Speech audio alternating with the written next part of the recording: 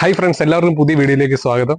ഇന്ന് നമ്മൾ നോക്കാൻ പോകുന്നത് കാസ്ട്രോണിന്റെ ആക്റ്റീവ് 10W30 എന്ന ഈ ഒരു ഓയിൽ ബൈക്ക് എഞ്ചിൻ ഓയിലാണ്.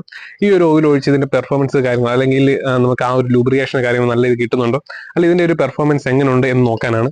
ഏതായാലും ഇതിനു മുമ്പ് നമ്മൾ ഈ ഒരു ബൈക്കിന് ഉപയോഗിച്ചുകൊണ്ടിരുന്നത് ഹോണ്ടയുടെ തന്നെ ജെനുവിൻ ഓയിലാണ്. 10W30 തന്നെ ജെനുവിൻ എഞ്ചിൻ ഓയിലാണ് ഒഴിച്ചുകൊണ്ടിരുന്നത്. അത്യാവശ്യം നല്ല പെർഫോമൻസ് കിട്ടുകയും ലൈഫ് ഒക്കെ കിട്ടിക്കൊണ്ടിരുന്ന ഒരു ഓയിലാണത്. അതിനുശേഷം ഇടയ്ക്ക് നമ്മളൊരു മോട്ടീവിന്റെ എഞ്ചിൻ ഓയിൽ ഒഴിച്ചിരുന്നു. പക്ഷെ എന്നാലും നമുക്ക് ഈ ഒരു ഹോണ്ടയുടെ ജെനുവിൻ വെച്ച് നോക്കുമ്പോഴേക്കും അത്ര വലിയ കാര്യമായ പെർഫോമൻസ് ഒന്നും ആ ഒരു മോട്ടീവിന്റെ ഓയിലിൽ നിന്ന് കിട്ടിയിട്ടില്ല. മോട്ടീവിന്റെ 10W30 തന്നെ ഓയിലാണ് ഒഴിച്ചത്.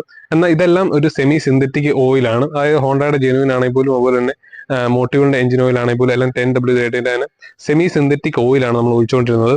അപ്പോൾ ഇതിന്റെ ലൈഫിന്റെ കാര്യമൊക്കെ ആണെങ്കിൽ പോലും മൈലേജ് ആണെങ്കിൽ ലൈഫ് കാര്യങ്ങളൊക്കെ നോക്കുമ്പോഴേക്കും മോട്ടീവുമായിട്ട് കമ്പയർ ചെയ്യുമ്പോഴേക്കും എനിക്ക് ഹോണ്ട ജെനുവിൻ ആണ് കുറച്ചുകൂടെ ബെറ്റർ ആയിട്ട് തോന്നിയത്. ഇപ്പോൾ ആദ്യമായിട്ടാണ് നമ്മളിപ്പോൾ ഈ ഒരു കാസ്ട്രോണിന്റെ ഈ ഒരു 10W30 സിന്തറ്റിക് ഓയിലാണ് ഇത് വരുന്നത്. അപ്പോൾ സിന്തറ്റിക് ഓയിലാണ് നമ്മൾ ഒഴിക്കാൻ പോകുന്നത്. അത് തന്നെ നമുക്ക് ഈ കാസ്ട്രോണിന്റെ ഓയിൽ ഒന്ന് ഒഴിച്ച് കാണിച്ചു തരാം. അതിനുശേഷം ഇതിന്റെ ആ ഒരു പെർഫോമൻസ് ലൈഫ് മൈലേജ് ഒക്കെ എത്ര കിട്ടുന്നുണ്ട് അങ്ങനെയുള്ള കാര്യങ്ങളെല്ലാം ഡീറ്റെയിൽ ആയിട്ട് ഞങ്ങൾക്ക് പറഞ്ഞുതരാം.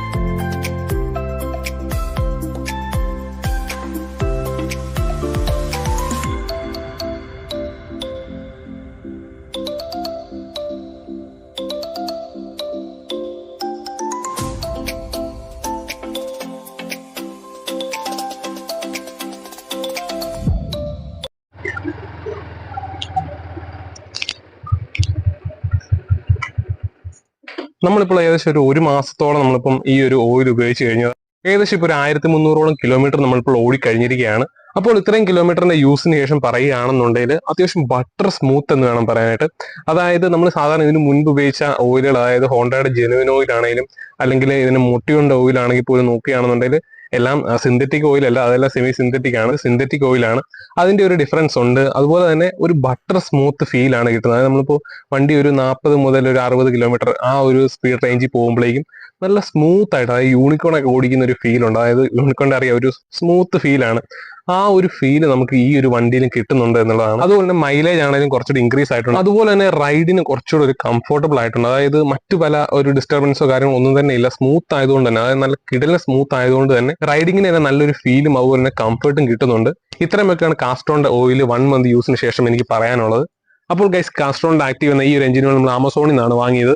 ഇതിന്റെ MRP റേറ്റ് വരുന്നത് 457 രൂപയാണ്. നമുക്ക് 420, 380 രൂപ അങ്ങനെ പല റേഞ്ചിലാണ് നമുക്ക് ആമസോണിൽ ഓഫർ ഒക്കെ ഉണ്ടെന്നുണ്ടെങ്കിൽ അവൈലബിൾ ആയിട്ട് കിട്ടുന്നത്. അപ്പോൾ അതുകൊണ്ട് തന്നെ ഇതിന്റെ ബൈ ലിങ്ക് ഞാൻ ഡിസ്ക്രിപ്ഷൻ ബോക്സിൽ കൊടുത്തിട്ടുണ്ട്. നിങ്ങൾക്ക് അവിടെ ചെന്നിട്ടാണ് ലിങ്ക് ക്ലിക്ക് ചെയ്ത് വാങ്ങിക്കാവുന്നതാണ്. അപ്പോൾ ഗൈസ്, വീഡിയോ ഇഷ്ടപ്പെട്ട ലൈക്ക് ചെയ്യുക. അതുപോലെ ചാനൽ സബ്സ്ക്രൈബ് ചെയ്യാത്തവരാണെങ്കിൽ ചാനൽ സബ്സ്ക്രൈബ് ചെയ്യുക. അടുത്ത വീഡിയോ നമുക്ക് അടുത്ത ദിവസം കാണാം. Bye bye friends.